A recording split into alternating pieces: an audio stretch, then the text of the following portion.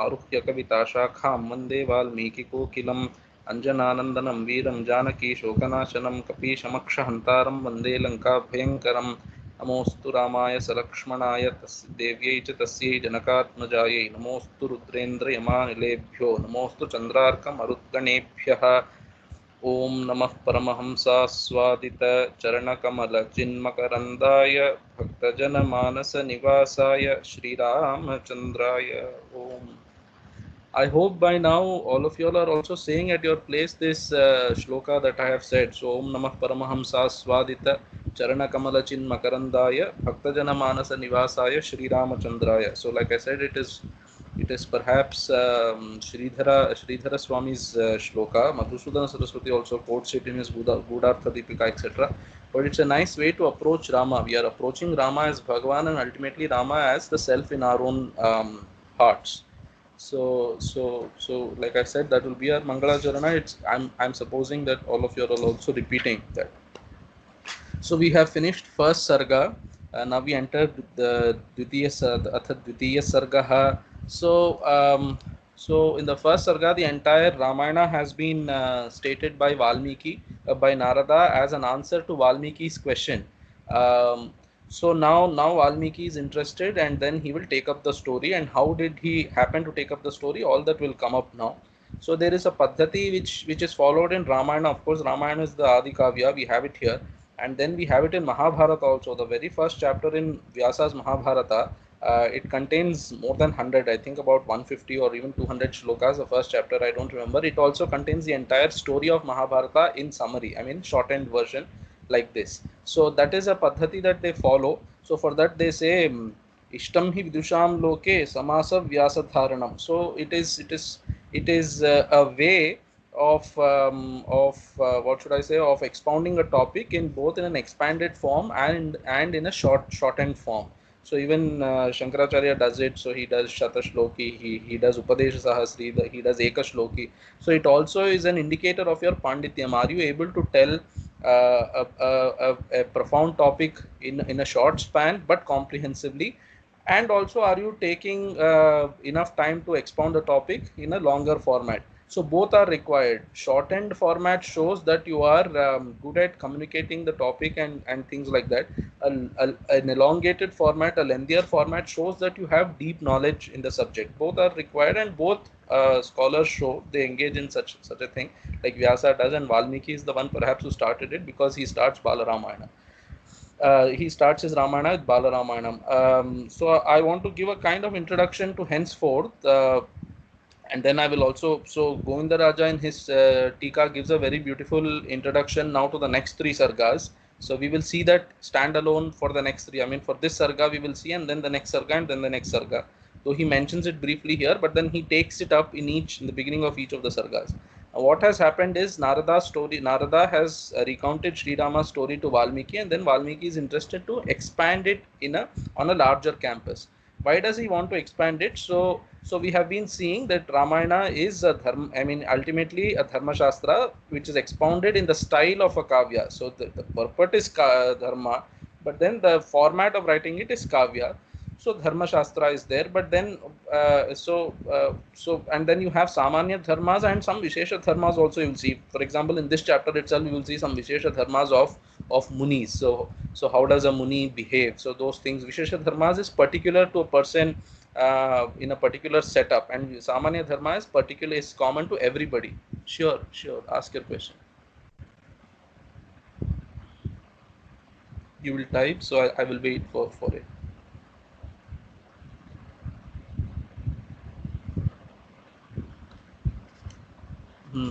When we say dharma is the teaching,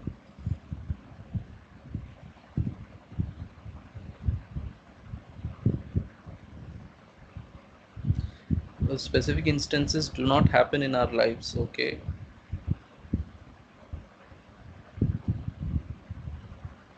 Perhaps you're trying to ask, if those exact instances don't happen, then how do we try to relate them with our own life?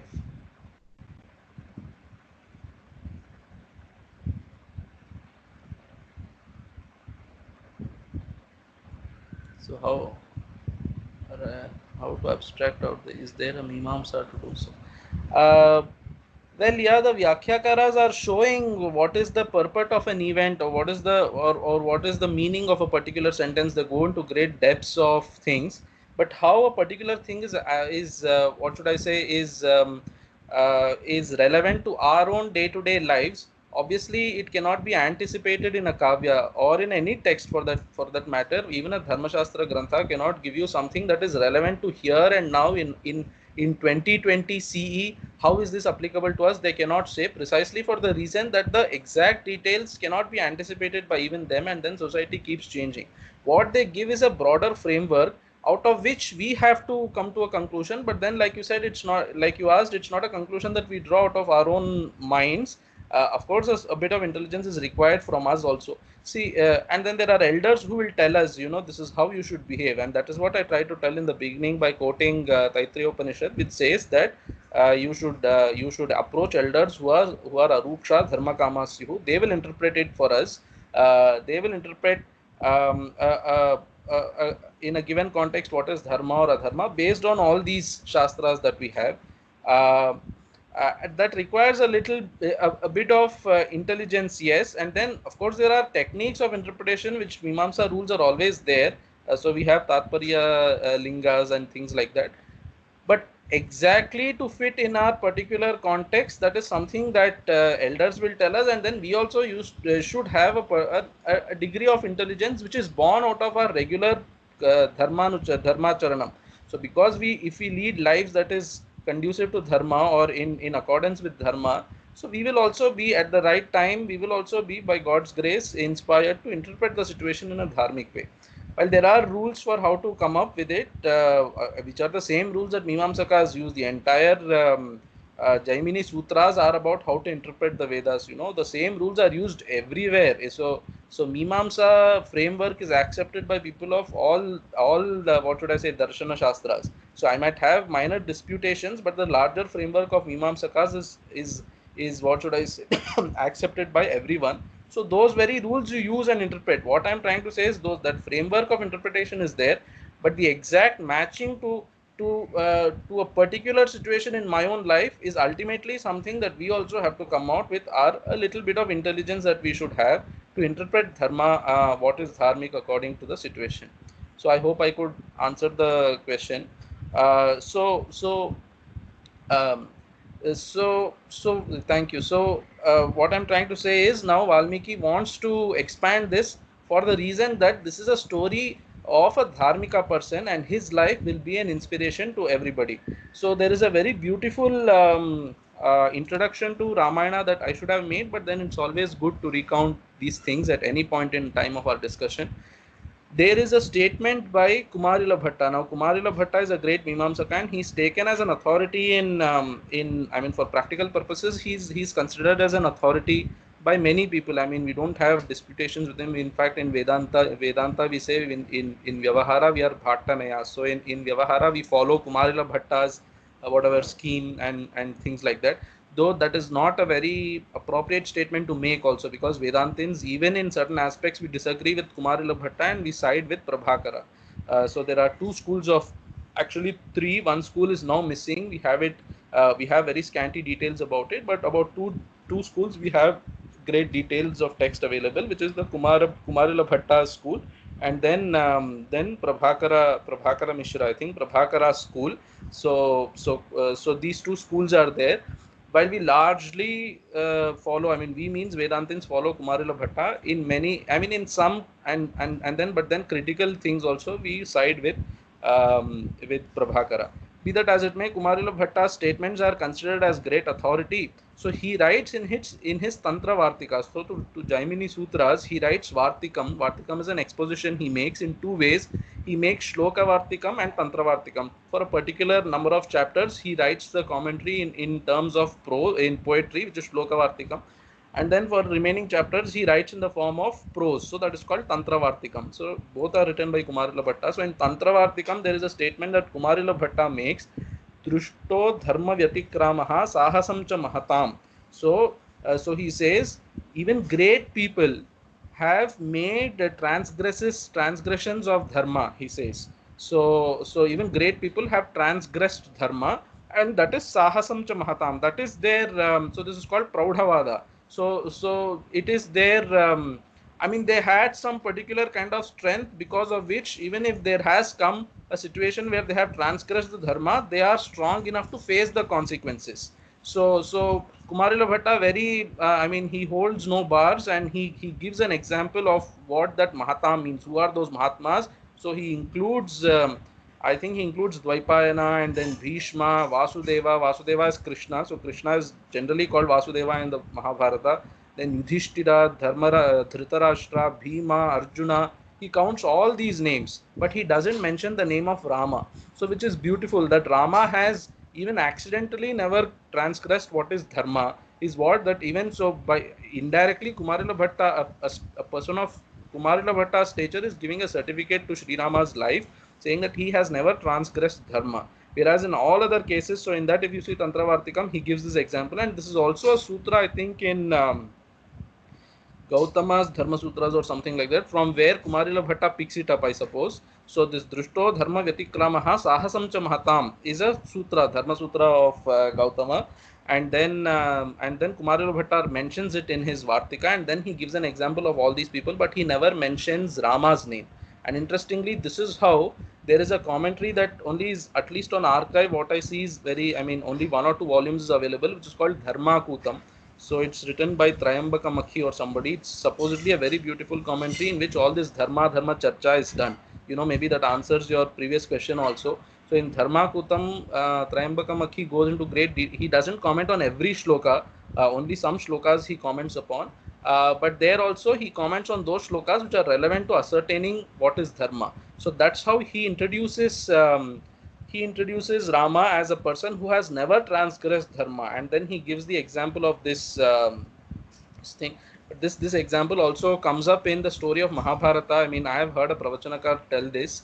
So that Pravachanakar is a person that we must hear. So maybe Shantaramji would be knowing, but for Prasad Krishnanji's information, he's a Telugu Pravachanakarta called Malladi Chandrasekhara Shastri. He was a great, he is still alive, so as far as I know, I mean, but then he'll be in his 90s, quite ripe in age, and he has been Asthana Vidwan of Sringeri also in Purana Katha. So he's a great Pauranika, as though he's Appara Suta Maharshi only. He's like that. He has done great research in Puranas and Ramayana and Mahabharata. Yeah, he's very, I mean, okay, I mean, so he's a great person. I mean, so his grandfather apparently studied Mandukya Upanishad, and he himself said this in a pravachan. He studied Mandukya Upanishad Bhashyam under Vasudevananda Saraswati. So he was supposed to be an incarnation of Dattatreya himself. Vasudevananda Saraswati came and did Chaturmasyam once somewhere in Andhra. So in that place, when he was there at that time, his grandfather studied Mandukya Upanishad Bhashyam under him, and his grandfather also is a great Pravachanakarta, an authority in all these things. And he also, I mean, Malladi Chandrasekhara Shastri Garu is also a great authority on all these things, on Mahabharata, Ramayana and Puranas are something that are on his fingertips. And he's a great scholar of Vedanta and Vyakarana also, that is anyway there. So he makes this point, and he has his pravachans of Mahabharata are available on YouTube, as people who know Telugu speaking people should listen to it, and you can benefit a lot from that. So in that he says a situation in which Yudhishthira transgresses dharma. He gives an example, and in that storyline he brings in, that is how I heard this statement of Kumarila Bhatta. So so this situation where this Lakshagraha Dahanam happens, and then Pandavas and Kunti Devi escape from that Lakshagraha, and then they spend the night in a forest, and then this Hidimbasura comes and he's killed, and then this Hidimbi comes, and then she falls in love with Bhima, and then she expresses the desire to Kunti Devi, saying that I'm interested in marrying your son Bhima, but then by then none of them are married yet. So then Kunti Devi thinks about what should we do, what should we do in this situation, and then always when in doubt, Kunti Devi consults Yudhishthira, and then Kunti Devi and Yudhishthira together come, as you can see in Mahabharata, they together come to a conclusion. Once they come to a conclusion, there is no more questioning by others. All the other brothers will follow. This comes even in Draupadi Swayamvara. What will happen when they discuss? So Drupada and all of them in that sabha, they discuss now what should be done. Kunti Devi has said like this, but should Draupadi be given in marriage to all Pandavas and things. That's a different Mimamsa in itself. Maybe some other time, as a side away from our Ramayana, we might want to discuss sometime. But be that as it may, there also when the Pandavas are asked, what is your opinion? They don't say whatever our elder brother says, we will do, they say. So Yudhishthira and Kunti decide that time that we should get her married to Bhima. But then there is a dharma problem there. That is, when the elder brother is unmarried, the younger brother should not get married. There is some dharma like that. He knows that dharma, and still he said, no, let us get her married to Bhima, because in future in when the war might happen, our alliance with Hidimbi might help us, because Ghatotkacha is born, and Ghatotkacha plays an important role in the Mahabharata war.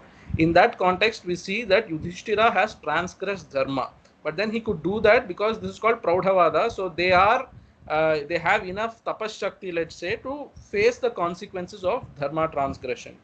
But then importantly, like coming back to our story, there Kumarila Bhatta doesn't mention, and I have checked Tantravartikam, Kumarila Bhatta doesn't mention the name of Rama very beautifully. This is a very beautiful context to set up for the Dharma Ishwarananja Sahasam. So yeah, okay, I'm not aware of this shloka. I mean, I don't remember at least. Yeah, so that is there. This Praudhavada is something that is seen even in Kavya Shastras, we say, because we are studying Kavya Shastras. You say we are studying Ramayana, which I would like to look upon primarily as a Kavya Shastra, as a Kavya. So in Valmiki's case, we see some prayogas that he does. I don't want to go into details, but he does prayogas which are contrary to Panini's rules. So Panini's Vyakarana rules doesn't, I mean, he makes some prayogas which is not in accordance with Panini's rules. But then how to explain this? So Kalidasa also makes transgressions of Panini's rules. There we say it is Praudhavada. You know, Kalidasa is a great poet, so it's okay, he transgressed the rules, but you don't do that. In fact, Bharati Tirtha Mahaswamikal also tells this in one of his Telugu interviews. Vani Mayukhamul. So he gives, I don't know the Padyam, I'm exactly quoting what he says. So there is a rule that you should not make samasa between a Sanskrit Padam and a non-Sanskrit Padam, like say even Telugu or whatever. A Telugu and Sanskrit Padam. Okay, Dashamaskanda of Bhagavatam. Okay. So but then this some Telugu poet makes this samasa using a Telugu word and a Sanskrit word. So there Bharati Tirtha Mahaswamikal says it seems his teacher told him when he was teaching that poem or whatever Padyam in the class, that Mahapurushas have done that, but we should not do it. So this is called Praudhavada. I mean, okay, they are great, they could face the consequences and do away with it, but we should not be doing it. Whereas in okay. So what am I trying to say is, in case of Valmiki, this doesn't apply because Valmiki belongs to a very ancient time where perhaps Panini Sutras have not yet come up. So that's okay. So Valmiki followed a different school of grammar, we could say. But be that as it may, coming back to our topic, Rama is a person who has never transgressed dharma. So therefore, such a Rama story we should expand. I mean, I should expand is what Valmiki perhaps taught and thought. In fact, strictly speaking, from the story's point of view, as of now, he didn't think of it. That comes later. Brahma comes and tells him. In this chapter itself, in this sarga, we will see that Brahma comes and tells him that you have to write this story of Rama. That we will come to. But now, but by the time, I mean, according to story, not yet, it has not yet happened. But then we are reading Valmiki Ramayana when the Ramayana is written. So now you can second guess why Valmiki went on to write this, because he wanted to spread the story of Rama, which is filled with dharma. That is the meaning. So Govindaraja very nicely introduces this. Atha parama karuniko Valmiki ishtam hi vidusham loke samasa vyasadharanam ityuktaritya samkshepenoktam Ramacharitram punar vistarena pratipadaishuhu tatra prekshavat pravrityartham. So now he wants to expand it in detail. But then if something is expanded in detail but people may not read it, only intelligent people will read it after considering a few things. And what are those three things? He says there are three things that intelligent people will consider before reading something. So those three things are Vaktri Vailakshanyam, Prabandha Vailakshanyam, Pratipadya Vailakshanyam.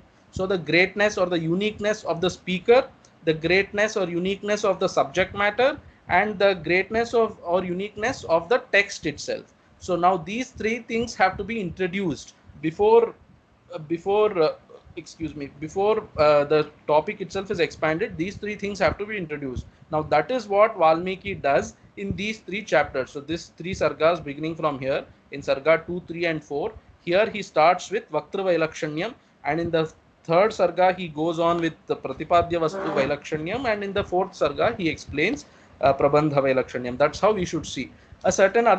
A few other things that we should settle before going into this. This comes in later, but now that I'm in the, what should I say, frame of mind to discuss general things, I'm saying it right here, which is that here you see that first of all it is Valmiki style. I have said this before also. It is Valmiki style to directly tell things. He doesn't say like Rama Vacha or Lakshmana Vacha and things like that. He doesn't say like that. He just goes on saying. So you can imagine this in terms of a talkative friend. Suppose you have a talkative friend and you're talking to him. You listen to him and he keeps on going. He or she keeps on going talking. And then how does he keep? How do they tell the story? They tell the story everything in direct speech. He said so and so, so and so, he tells. So he doesn't say, what he said, this is what he said. He doesn't translate it into indirect speech. He just goes on speaking. So this is like that. So this shows that Valmiki has written the text in a way that it is meant to be heard as a story, kind of a monologue. So he's speaking it. Um, he's speaking it from his side in great detail. So it's like a talkative friend talking to you. And of course, you should imagine Valmiki as a grandfather telling you stories. So that's a very beautiful way to approach Valmiki Ramayana. Now, having said all this, a few other things will come up, which we will see later. So what I wanted to say is, here you will see some things that, okay, that's all right. We will just, now that we started, we will go on. Uh, uh, or let me tell these general things. Maybe we'll start with the shlokas later. Um, okay, let me say a few general things then. Maybe in the next 5-10 minutes, I will wrap up. We should see certain things here that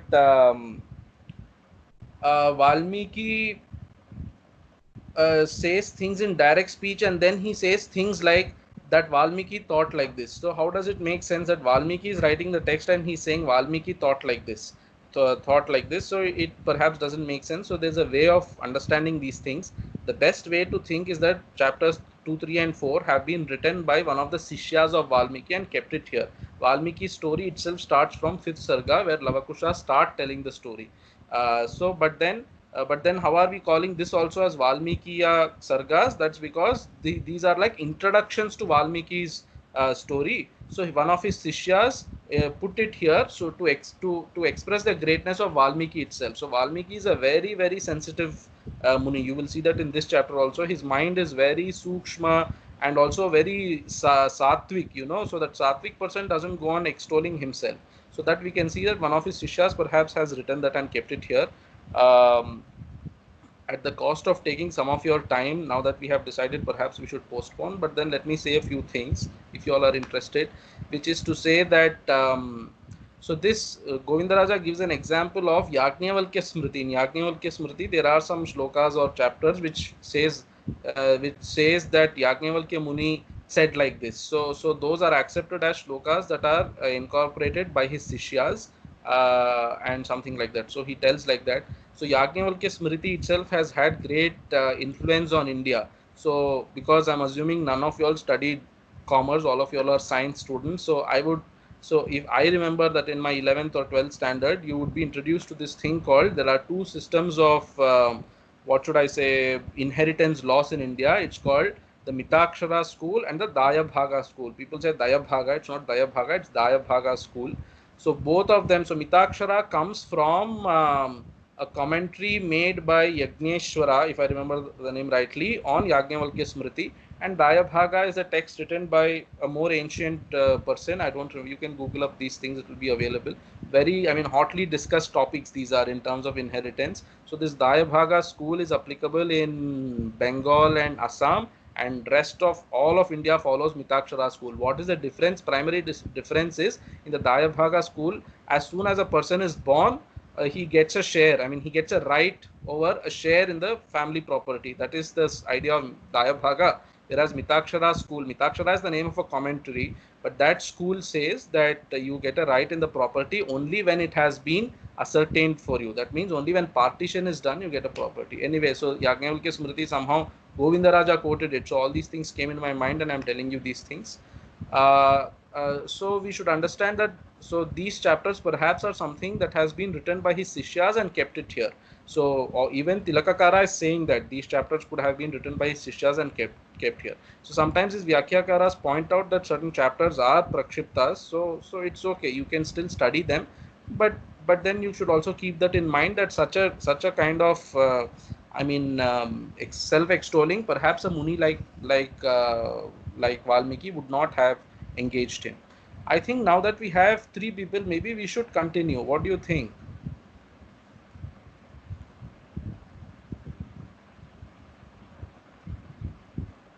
Okay, let's continue. So let's get into the verses. I haven't yet got into the verses. Once we get into the verses, a few other things might come up to my mind and I will add them. These are things that are coming up in the commentary and things that I heard from other people or have read elsewhere. But then, as appropriately and if it comes to my mind by Rama's grace, I will tell you. Anyway, so Atha Dvitiya Sargaha, yes, we are in second Sargaha, the second Sarga. So Naradasya tu tadvakyam shrutva vakya visharadaha pujayama sadharmatma sahasishyo mahamunim. So in this chapter, another thing, there are some Patha Vedas with ValmikiRamayana.net. If you are following, some Patha Vedas are there, minor, but that's okay. I am following whatever is there in this Rashtriya Sanskrit Sansthan book. It's okay, even if those small things are there, it's not a problem. For example, in the first shloka itself, I think there is a patha called Mahamunihi in the ValmikiRamayana.net thing. I think I haven't checked Gita Press because I assume somehow all of you are looking at Valmiki Ramayana. If Gita Press also has Mahamunihi, it's okay, but Mahamunim is the patha that I have taken here. Naradasya tu tadvakyam shrutva. So now Narada has spoken all these. So the first, whatever the first, I think 5 or 6 verses are questions by Valmiki, but thereafter from there till 100 onwards are words of Narada itself. So Naradasya tu tadvakyam shrutva vakya visharadaha. Now there are some adjectives to Valmiki here. Vakya visharadaha, dharmatma, and Mahamunihi. Mahamunihi, if you take Mahamuni, that Mahamunihi, if you take, that becomes an adjective to Valmiki. But if you put it Mahamunim, which is the patha that I have taken, I have taken means the author has taken of this book. So Mahamunim becomes an adjective to Narada. And I think Mahamunim is a better reading because otherwise because you see Pujayamasa. Pujayamasa means Valmiki worshipped. So whom did Valmiki worship? That is not clear here. So Naradasya tu tadvakyam shrutva. Valmiki heard Narada's words and worshipped. But whom did he worship? It's not very evident to say. So you should have a karma also in the vakya. So karta should be there, karma should be there, kriya is there, kriya should be there. So karta is there, vakya visharadaha Valmikihi, kriya is there, pujayamasa. But what about karma? There should be a object also to which puja is done, you know. So that is missing. So for that case, we take Mahamunim as the reading, and then we say Valmiki worshipped Narada. So Naradasya tu tadvakyam shrutva vakya visharadaha. Vakya visharadaha means visharado vishishta vyakarana samskaradi visheshavati vichitrartha cha sharada vani yasya saha. So Sharada means speech, vani. So visharadaha means vishishta sharada yasya saha. So he who has great, what should I say, a nice way of putting things, speech. And what is that niceness of his speech? That is that it follows all the rules of grammar, and then it is nicely reformed, refined words he puts. So things like that. So that Vakya Visharadaha, expert in speech ityarthaha, expert in speech Valmiki, having heard Narada's words so far, he worships Narada, and this Valmiki is Dharmatma. Dharmatma is his mind is always intent on dharma. So these all are dhvani, you know, these are all soundings to show that he wants to expand the story of Rama, which is filled with dharma. So this Dharmatma Valmiki worshipped Narada. Sahasishya, he didn't worship only by himself, he worshipped along with his disciples. So there is a way, I think I touched upon this briefly before, but there is a way how to understand shlokas of Sanskrit. So we have to first take up the verb. The verb here is Pujayamasa, he worshipped. So who worshipped? So kaha Pujayamasa? Vakya Visharadaha Dharmatma Pujayamasa. So that expert in speech, who's an embodiment of dharma, he worshipped. Then come Pujayamasa, whom did he worship? Then you will say Mahamunim Pujayamasa. So he, that Mahamuni Narada, he worshipped. Then you say Kim Kritva Pujayamasa. So all these things you can add on to the verb. The verb itself stands independently, and then things add up. So this is one way of looking at. So Vyakarani say like that. Of course, it says Swatantra Karta. The Karta is Swatantra. But then the way of understanding the sentences, hold on to a verb and then build upon questions, and then the karakas come, and then build upon that. So the verb is primarily important in understanding a shloka. Once you hold on to or recognize what is the verb in a shloka, then you can understand the shloka very well by adding other things to that verb. This is perhaps this comes from Mimamsa rule, or maybe Mimamsakas take it from here. I don't know, but perhaps this is coming from Mimamsa rule. Mimamsaka says any vakya that does not have a verb is meaningless. So anyway, that's a different discussion. We will some other time discuss. So Pujayamasa Dharmatma Sahasishyo Mahamunim, along with his Sishyas, Valmiki worships Narada. Now what happens? Yathavat Pujitastena Devarshir Naradatha Aprichyevabhya, who has been appropriately worshipped, that Narada Yathavat Pujitaha Naradaha Tena Yathavat Pujitaha, by Valmiki, that Narada having properly, I mean as per rules, worshipped. What happens next? So Aprichyat Aprichya Abhyanugnataha. So Valmiki, so Narada asks Valmiki, okay, now shall I go? And then Valmiki says, yeah, now you please go safely, and things like that. So Aprichya means having asked, Abhyanugnataha is he is permitted. So having asked, he is permitted means Narada asks, can I go? And then Valmiki says, go. So this kind of Sambhashana shows that the love that both of them, affection that both of them had. So Valmiki and Narada is Sishya and Guru, you know. So this shows the relationship between Sishya and Guru. So Aprichya Abhyanugnataha. Aprichya means Narada asks, okay, now shall I go? And Abhyanugnataha is Valmiki says, yes, please go safely. So Aprichya Abhyanugnataha sa jagama vihayasam. Sa Naradaha jagama, he went. Where did he go? He went to Akasha. So vihayasam means Akasha. स मुहूर्तं गते तस्मिन् देवलोकं मुनिस्तदा जगाम तमसातीरं जाह्नव्यास्त्वविदूरतः स मुहूर्तं गते तस्मिन् देवलोकं मुनिस्तदा. Now this Narada went to Akasha, but then it's not like he's hanging around in the Akasha. By Akasha Marga he went somewhere. Where did he go? So Devalokam, he went to Devaloka. And why did he Devaloka? As you can take here as Brahmaloka. Some Vyakhyakas are saying he went to Brahmaloka because now he goes back to Brahma and reports, I have told Rama's story to Valmiki. So he goes and extols the greatness of Valmiki to Brahma. And then later in this chapter itself, Brahma will come. Then Vyakhyakas will tell this Narada went and told Brahma, so Brahma has come now. Anyway, so that's not very explicitly said here. Vyakhyakas are telling. So Devalokam Gate. So once Narada goes to Devaloka, that Muni, Valmiki Muni, stays for about a muhurta's time in the ashrama. So how much is a muhurta? Muhurta, strictly speaking, muhurta is 30th part of a day, which consists of 24 hours. So 24 into 60 by 30. So max students, all of you are, it comes down to 48 minutes. So 48, 45, 48 minutes is a muhurta. So muhurta kala, he has stayed for 48 minutes. He stayed in the ashram, and then he goes. Where does he go? Jagama tamasa tiram jahnavyas tvavidurataha. So he goes to the banks of a river called Tamasa, and this Tamasa is not very far away from a river called Jahnavi. So Jahnavi is a name of Ganga river. Perhaps it's one of the tributaries of Ganga. Jahnavi is not very far away, but he goes to Tamasa Nadi. Why does he go to Tamasa Nadi? Satu tiram samasadya tamasaya munistada sishyamaha sthitam parshve drishtva tirtham akardamam akardamamidam tirtham bharadwaja nishamaya ramaniyam prasannambu sanmanushya manoyatha. So this is a very beautiful thing. This is called dhvani. So these are things that Kavya Shastras employ. So there is an hinting, sounding, like I said, dhvani. Dhvanyalokaha is a great text in Kavya Shastra itself. So that whatever tries to analyze what is dhvani prakriya. So there is an indirect sounding. Actually, what Valmiki is describing is he's describing how clear the water is. But from that, what we understand is that Valmiki's mind has become so purified now. How does it happen? I will tell you when we go to 5th verse. So, but then he stays for a muhurta kala and then goes to Tamasa Nadi. Why does he go to Tamasa Nadi? To have bath. And Jahnavi is not far away. Why did he go to Tamasa? Because it's close by, of course, but then it's closer than Jahnavi. But then there is in Champu Ramayana, there's a So tamasam nihantrim. There is a shloka like that in Champu Ramayana. So tamasam nihantri. That Tamasa Nadi is so famous. What is it famous for? It is famous for removing tamo guna from our mind. So there is a shloka like that in Champu Ramayana.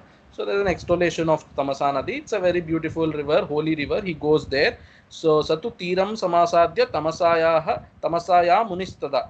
So that Tamasa Tiram he goes, and then Sishyamaha Sthitam Parshve. His Sishya is there beside him. Who is his Sishya? Bharadwaja. We have seen Bharadwaja yesterday also in the previous Sarga he comes. This Bharadwaja is the Sishya of Valmiki. He looks at that Tirtham Akardamam. Akardamam is clear. It doesn't have, it's not muddy or something. It's a clear water. So he sees that clear water and he tells something to his Sishya who's standing beside him, Parshve, beside him.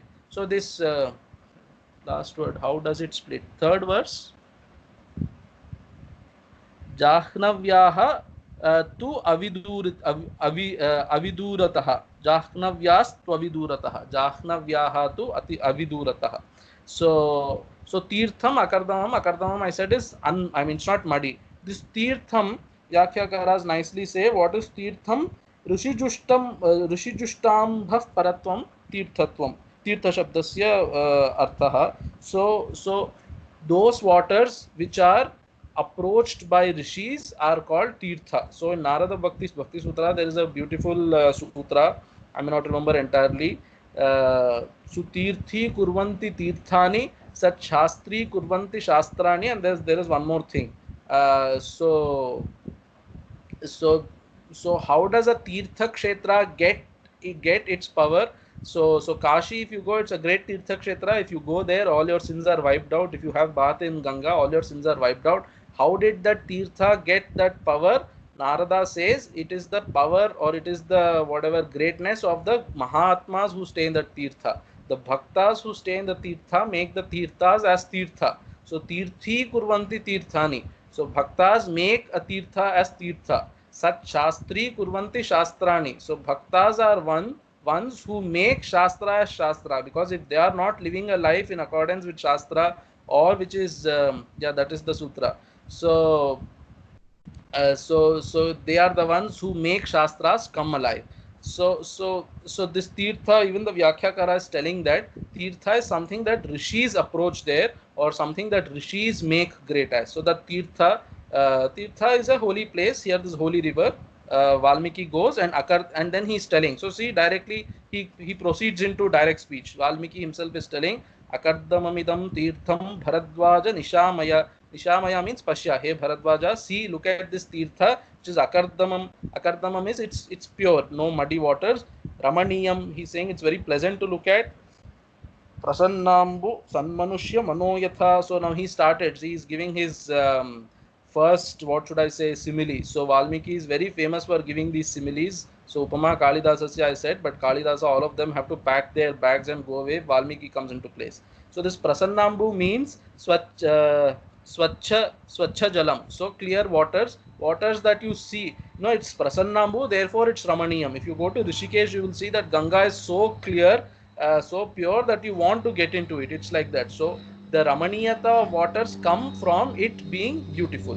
So Sanmanushya, and then how beautiful or how clear it is of all impurities. It is as though Sanmanushya Manoyatha, as though a Mahatma's mind. So a Mahatma's mind has no impurities. Like that also the waters of Tamasa Nadi is having no impurity. So this is how we understand that this Dhvani comes from this word Sanmanushya Manoyatha. So Valmiki's mind is also so clear. That's why he's seeing, or so sattvic it has become, and that's why he's seeing niceness, pleasantness, purity everywhere. Nyasyatam kalashastata diyatam valkalam mama idameva vagahishye tamasatirthamuttamam. So he's telling Bharadwaja, Tata means, Tata is actually just a term of endearment. So depending on who's using it, you can change the meaning. So if a father is calling son Tata, then Tata means, oh dear son. If a son is calling a father Tata, that means, oh dear father. So something like that. Tata is now here, he is Guru, Valmiki is Guru. So he is calling Bharadwaja as Tata means son. So oh dear person, something like that. So out of affection, some Vatsalya is there, and he's telling Nyasyatam Kalashas Tata. So if Guru is going, the Sishyas go along with the guru, and they carry the implements of guru, you know. So Bharadwaja has followed Valmiki along with Valmiki's kamandalu and some clothes of Valmiki. So he's telling Bharadwaja that kamandalu which you are having in your hand, please keep it there. And diyatam valkalam mama. So my valkala is bark of a tree. I think Tirthakara is telling specifically it is bark of a banana tree. You know, that is what rishis munis used to wear. Bark of trees is what they wear. So that balkalam diyatam, give me those clothes and you keep that there. So he has not yet had bath. So before having bath, if he is asking for the clothes, that means he is telling Bharadwaja, you also keep those things there and you also have bath. So that's what he is telling indirectly. यस्यतां कलशस्तात दीयतां वल्कलं मम इदमेवावगाहिष्ये तमसा तीर्थमुत्तमम्. So idamevavagahisye. So Tamasa Tirthamuttamam, Tamasa Tirthas, banks of the Tamasa, this great banks of Tamasa, or this banks of this great river Tamasa. Idamevavagahishye. So avagahishye means I will enter here. So it can be interpreted in two ways. I will enter here means in this particular bank of the river, it's nice, I will enter here. Or it can also mean that I will enter, let's have bath here and not in Jahnavi. Because this itself is a nice river. That's the meaning. So idameva avagahishye, this eva means either this particular bank or this river and not Jahnavi. Eva mukto bharadwajo valmikena mahatmana prayachata munestasya valkalam niyato guroho.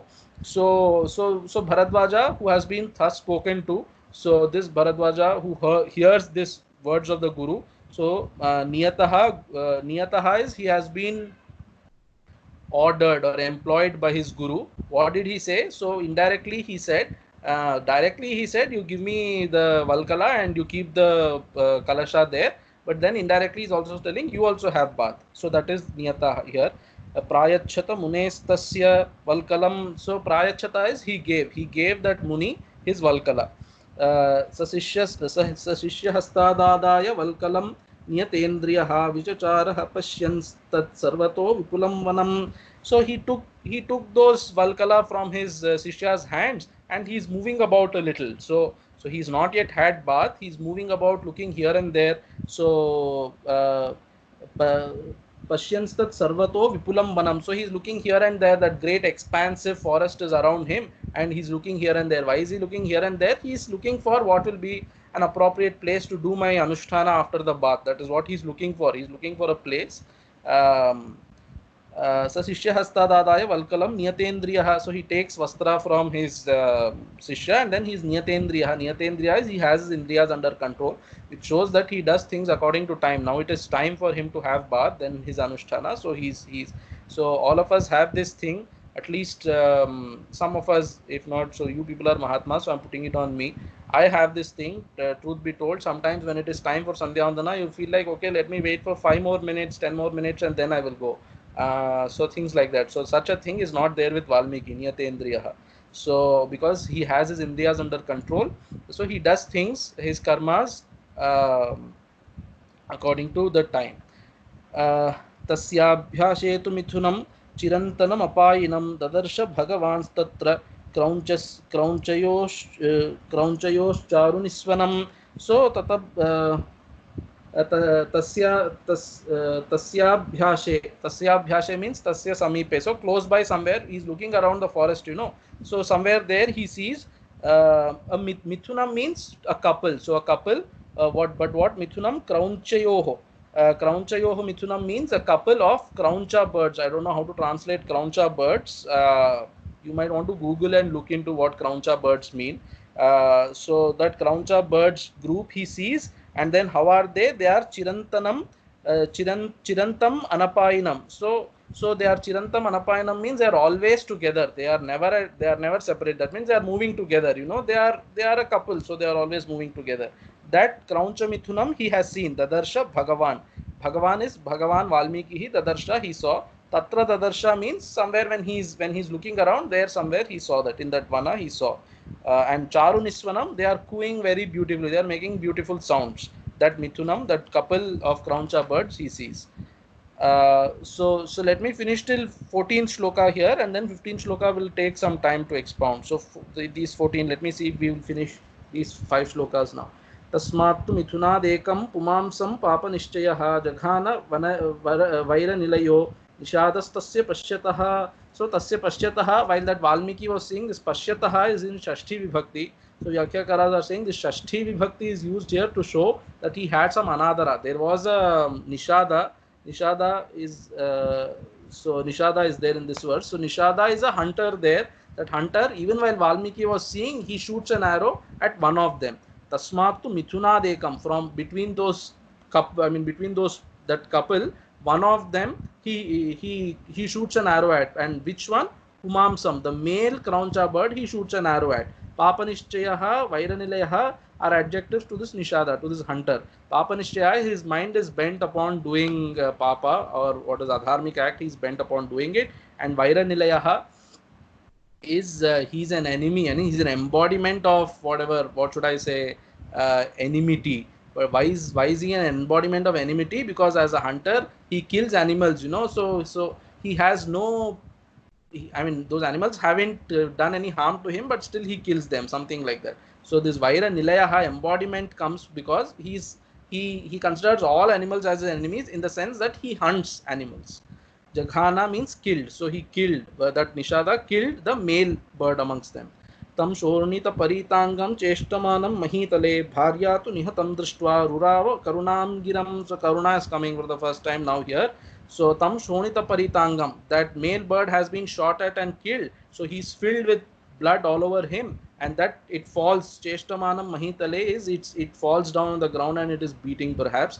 That male bird, that Bharya sees, Bharya Drishtva. So that Bharya sees Nihatam Drishtva. That means by then it's already dead. It sees that her dead husband, Rurava Karunam Giram. So Rurava is it's crying, and it's crying, while it's crying, it's making some very piteous kind of sounds. So it's a very disturbing scene. Valmiki already gets disturbed now. Vyukta Patina Tena Dvijena Sahacharina Tamra Shirshe Namattena Patrina Sahitena Vai. So she's separated from her husband, and the Dvija here means bird. So that bird because then it comes of egg. So the coming out of egg is the second. Shena Matena Patrina Sahitena Vai. So that husband is filled with blood and things like that. That kind of bird, she sees, and she's I have to check the second half of 12th verse. Tamasirshena Matena Patrina Sahitena Vai. Anyway, Tathavidham Dvijam Drishtva Nishadena Nipatitam Risher Dharmatmanastasya Karunyam Samapadyata. So this scene Valmiki is seeing. The hunter hunts the bird, and that bird falls down, and the Bharya of that bird is crying, and then Valmiki sees this scene from a distance, and what happens? Karunyam Samapadyata. He also is filled with Karuna now. Tathavidham Dvijam Drishtva. Tathavidham means a bird like that. Bird like that means that which has been killed and now is filled with blood. Tathavidham Dvijam Drishtva Nishadena Nipatitam, and that bird is something that has been killed by that hunter. Risher Dharmatmanastasya Karunyam Samapadyata. So that Dharmatma Rishi, now he is also filled with Karuna. Tatah Karunaveditva Adharmo Yamiti Dvijaha Nishamya Rudatim Kraunchim Idam Vachanam Abravit. Tatah Karunaveditva Adharmo Yamiti Dvijaha. So because he is now so filled with Karuna, he recognizes that what this Nishada has done is Adharma, and and then what does he do? Ishamya Rudatim Kraunchim Idam Vajanam Abravit. So he looks at that sad scene of the Bharya also crying, and then he looks at her, and then he says the following words. What are those following words? We will say the shloka, and then we will stop for today. Manishada Pratishtham Tvam Agamas Shashwati Samaha Yat Krauncha Mithunadekam Avadhi Kamamohitam. So this particular, exactly this 15th verse is the first ever spoken verse by a human being. So this is actually kind of a curse. Of course, the meaning for this verse goes up to, so this book that I follow has 2 columns printed on each page. So like that, this goes for 3 pages. That means 6 columns and plus another column, 7 columns of Vyakhya just for this one verse. and then I have stopped after looking just Tilakakara's Vyakhya. The other Vyakhyakas have even more explanations to give. Anyway, I have looked into Tilakakara's Vyakhya, but we will see that in our next session whenever it comes. But this is even supposed to be the Mangalacharana shloka for Valmiki Ramayana.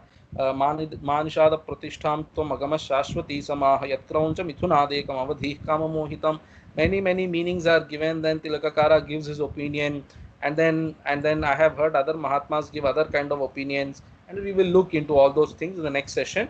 But this is one of the most important shlokas in the entire Valmiki Ramayana. In fact, this is the first ever written means spoken, immediately spoken, on the spot, spontaneously spoken verse. So like this, there is another shloka which is also very important in Ramayana, that also comes in Balakanda itself. Janaka is doing Kanyadana. So these verses are pregnant with a lot of meaning. You can give, and then Vyakhyakas do that also. They give a lot of meaning to these verses. So this is one such verse. Another verse is Iyam Sita Mama Suta Sahadharmachari Tava Praticya Chainam Bhadrante Panim Grinhishwa Panina. So this is the Kanyadana shloka that Janaka does. So Janaka is giving Sita Devi in Kanyadanam to Rama, and he says this is also pregnant with a lot of meaning. And then I told you earlier, Dharmatma Satyasandhascha Ramo Dasharathir Yadi Paurushena Pratidvandvi Sharamenam Jahi Ravanim. So this shloka which comes in Yuddhakanda, Lakshmana says it to uses it to destroy Indrajit. So this shloka. So there are some shlokas like that which are pregnant with a lot of meaning. This is one of them. We will see. Perhaps we might take at least half of next class just to explain that one shloka, just based on Tilaka Vyakhya. If you ask me, I can just skip over and just give the plain meaning, because the plain meaning is conducive to the Kavya itself, but then you should not miss on that discussion. So I'm just taking only Tilakakara's Vyakhya, and we will see in the next session.